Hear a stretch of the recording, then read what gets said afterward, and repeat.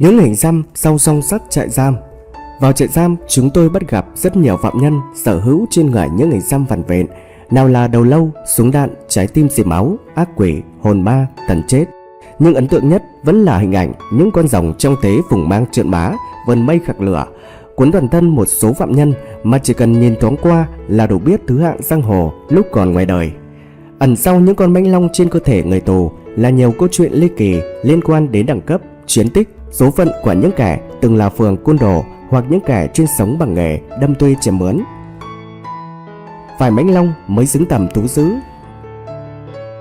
Câu chuyện rồng sau song sắt bắt nguồn khi chúng tôi trò chuyện với Thượng tá Nguyễn Đắc Minh, trưởng phòng cảnh sát điều tra tội phạm về trật tự xã hội BC45, Công an tỉnh Bình Thuận. Hơn 30 năm gắn bó với ngành công an, trực tiếp tham gia và chỉ đạo hàng trăm trận đánh với đủ loại tội phạm, Thượng tá Minh có cả kho chuyện về những vụ trọng án với tình tiết ly kỳ liên quan tới những tên tội phạm, sát nhân nguy hiểm, danh ma đủ chiêu đối phó với cơ quan điều tra. Một trong những kẻ như thế là sát nhân Trương Viết Bay, sinh năm 1989, trú quán tại xã Phú Thuận, huyện Phú Vang, tỉnh Thừa Thiên Huế. Theo hồ sơ vụ án, tội ác của Trương Viết Bay bắt nguồn vào khoảng 1 giờ 30 phút sáng ngày 22 tháng 2 năm 2010. Khi ấy chỉ vì một đàn em là Lê Vũ Vinh, 19 tuổi, bực mình vì cho rằng mình bị người lạ nhìn đều mà Bay hung hãn cầm đầu băng nhóm, truy tìm và bổ búa vào đầu một thanh niên, khiến người này chết thảm. Tôi nhớ rõ những tình tiết liên quan đến sát nhân Trương Viết Bay vì nhiều lẽ. Thượng tá Nguyễn Đắc Minh nhớ lại, Bay tuy tuổi đời còn rất trẻ nhưng rất ma mãnh, giỏi đời, nhiều kinh nghiệm đối phó với lực lượng công an, nhưng không bao giờ nán lại ở nơi nào quá 10 giờ đồng hồ. Để bắt được Bay, chúng tôi dòng dã theo chân hắn đến 25 ngày, rong ruổi hàng ngàn km, nay ngược Bắc, mai xuôi Nam, lúc cất vó phải huy động đến 16 trinh sát thiện chiến. Vừa nói, Thượng tá Nguyễn Đắc Minh vừa lần dở hồ sơ về sát thủ Trương Viết Bay. Trước tấm hình Bay với chi chít hình xăm trên người, Thượng tá Minh tiếp tục mạch chuyện. Bay khiến không chỉ tôi mà các anh em tham gia vụ án bất ngờ ở chỗ khi bị bắt. Qua khám xét người hắn, chúng tôi phát hiện cơ thể Bay chi chít hình xăm quái dị. Đó là hình các trận đồ bắt quái, hình đôi song lân, hai con kỳ lân trong thế đối đảo, rồi hình đao kiếm, hình đàn rơi xài cánh, nhe nanh vuốt gớm ghiếc. Đặc biệt là hình con rồng xanh uốn trên lưng, trên bắp tay, bả vai. Các trinh sát hỏi chuyện, Bay giải thích mỗi hình xăm trên cơ thể hắn đều gắn liền với những chiến tích tù tội. Còn các đàn em khác của Bay thì bật mí rằng vì Bay là đại ca, là trùm băng đảng nên mới dám và đủ tư cách xăm rồng trong thế dương nanh khạc lửa. Từ hôm trò chuyện với Thượng tá Nguyễn Đắc Minh về gã sát nhân có những hình xăm kỳ dị Trương Viết Bay, chúng tôi chú tâm vào việc giải mã những bí ẩn liên quan đến hình xăm của các tay giang hồ nói chung, tội phạm đã và từng thụ án tù nói riêng. Đặc biệt là hình xăm những con mãnh long mà hầu như chùm du đáng, chùm băng nhóm nào cũng tương trên thân thể. Còn nhớ trong lần trò chuyện với ông Nguyễn Văn Hai, phu trưởng bắn ở pháp trường Long Bình, sau khi đại bàng trại giam Ngô Văn Ba bị tử hình về tội ác sát hại bạn tù, nói về những hình xăm mà mình từng gặp trong quá trình an táng xác tử tội, ông Hai bật mí không chỉ xác Ngô Văn Ba, xác của sát thủ Nguyễn Việt Hưng nổ súng bắn chết nữ quái Dung Hà trong vụ án Nam Cam, xác của hung thần cướp giết hiếp Nguyễn Hữu Thành tức Phước Tám Ngón cũng có hình xăm, nào là thần ưng, chim đại bàng, mãnh hổ và tất nhiên không thể thiếu mãnh long. Những con rồng trong thế vườn mây dương móng vuốt đấu đầu với nhau, khạc lửa thiêu chết con rồng khác, nhìn ớn lạnh lắm. Ông Hai nói, vào trong các trại giam, chúng tôi cũng bắt gặp đủ kiểu hình xăm đầu lâu xương sọ, cỏ beo, rắn rồng chi chít trên thân ngà của các phạm nhân ở khu vực giam tù mang trọng tội như phường đâm thuê chém mướn, phường cướp của giết người. Và những lúc như thế, cái định giải mã phần nào ngôn ngữ của thế giới ngầm ẩn sau những hình xăm lại thôi thúc chúng tôi. Nhưng vì ở nơi mà người ta phải trả giá cho hành vi tội ác mà mình lại khơi gợi cho họ những chuyện đâm chém lúc ngoài đời, sẽ khiến tâm tưởng phạm nhân xáo động, nên chúng tôi lại thôi. Chỉ duy nhất một lần khi trò chuyện với trùm giang hồ Hải Bánh, các anh chị khét tiếng một thời liên quan đến vụ án Nam Cam, nay đang lặng lẽ tu dưỡng tình trí, mong một ngày ra trại để đoàn tụ với con gái, và người mẹ già trên 80 tuổi vẫn nuôi hy vọng được một ngày ôm chặt đứa con trai tội lỗi vào lòng.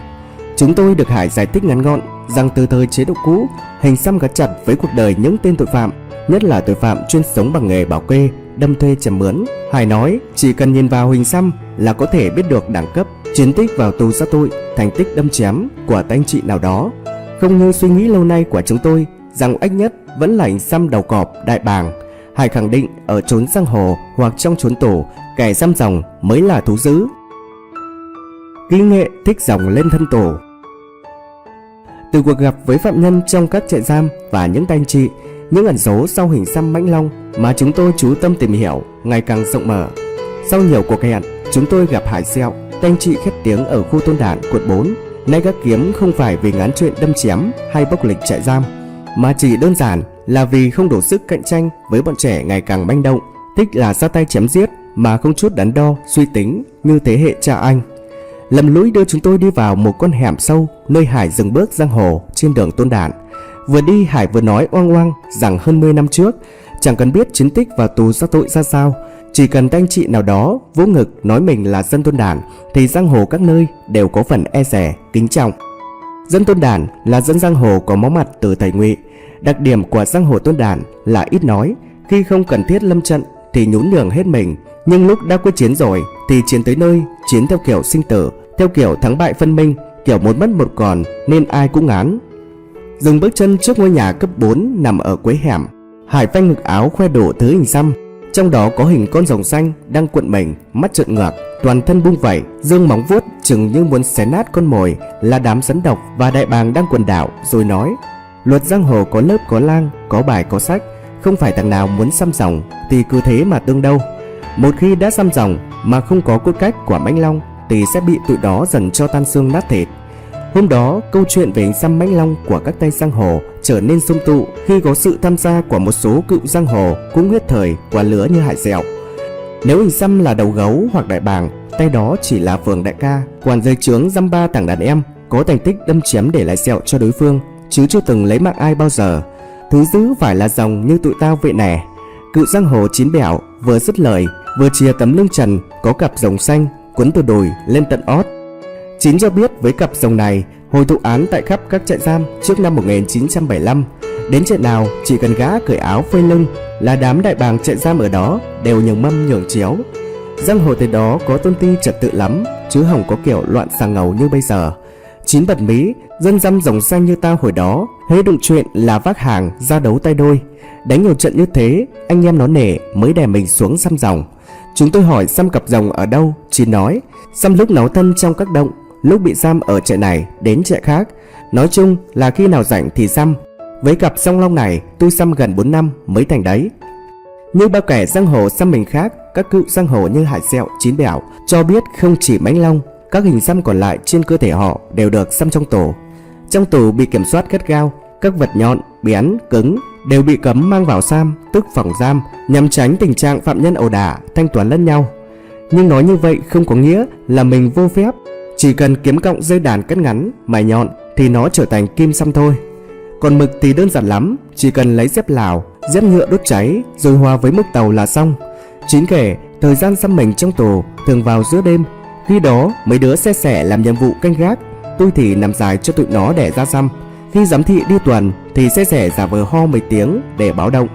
Dương Đình Trí 56 tuổi là tay giang hồ hết thời, sống lăng bạc nay đây mai đó, bị Sở Lao động thành phố Hồ Chí Minh thu gom trong một lần thành phố phát động chiến dịch chấn chỉnh tình trạng người lang thang xin ăn và đưa đến nghỉ dưỡng tại trung tâm bảo trợ Chánh Phú Hòa, đóng tại tỉnh Bình Dương, nơi nuôi dưỡng dạy nghề cho những người lang thang xin ăn.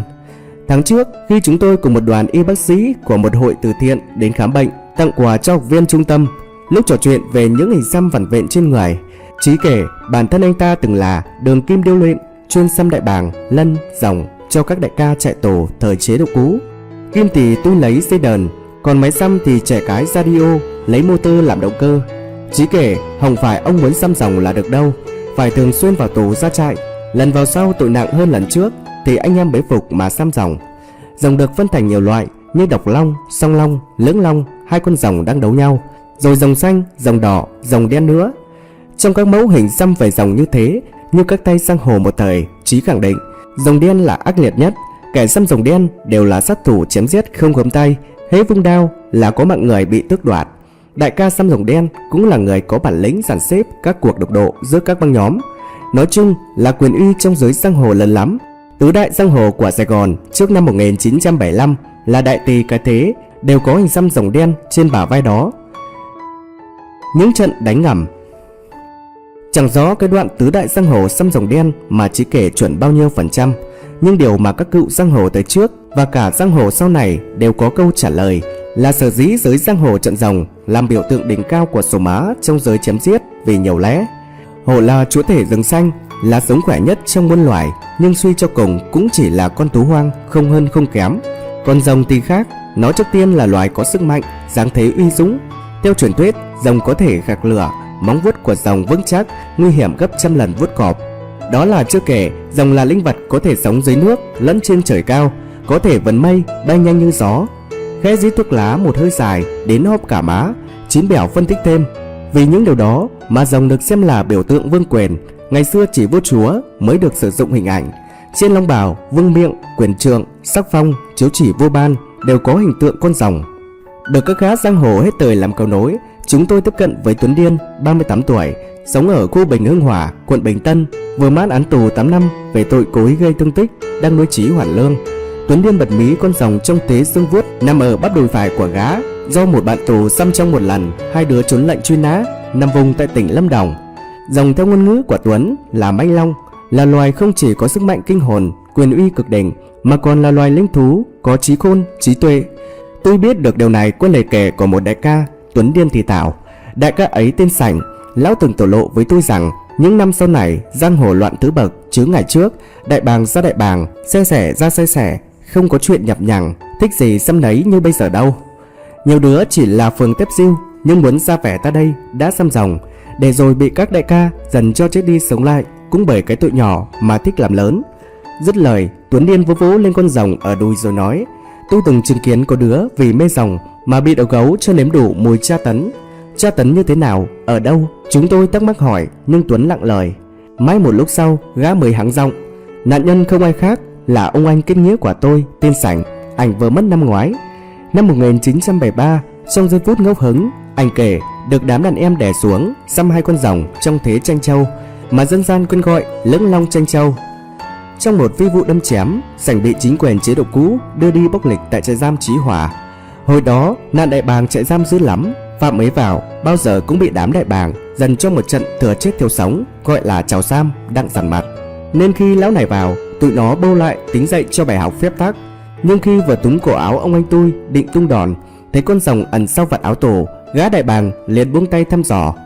Chỉ vài câu thăm hỏi nắn gân, biết ông anh tôi chỉ là phường tắc ké, gã đại bàng mới dần cho ổng một trận lê lết vì cái tội xe sẻ mà thích làm đại bàng. Bị dần liên tục cả tuần lễ, ông anh tôi phải quỳ lạy như thế sao thì thằng đại bàng mới tha, nhưng với điều kiện phải xóa hình xăm, bởi để nó thấy trướng mắt. Thủ thuật xóa hình xăm rất ác. Gã đại bàng lệnh cho đám tay chân dùng chiếc muỗng nhôm cào mạnh vào hình xăm cho tẻ máu rồi sắt mới vào. Hải Sẹo thì có câu chuyện xóa hình xăm khác cũng dùng mình không kém. Hải kể không chỉ dân xe sẻ xăm đại bàng, xăm rồng bị trừng trị thích đáng, có những phạm nhân trước năm 1975 cũng bị đám đầu gấu trại giam xử ra trò, cũng vì ngó mắt cái hình xăm khó ưa.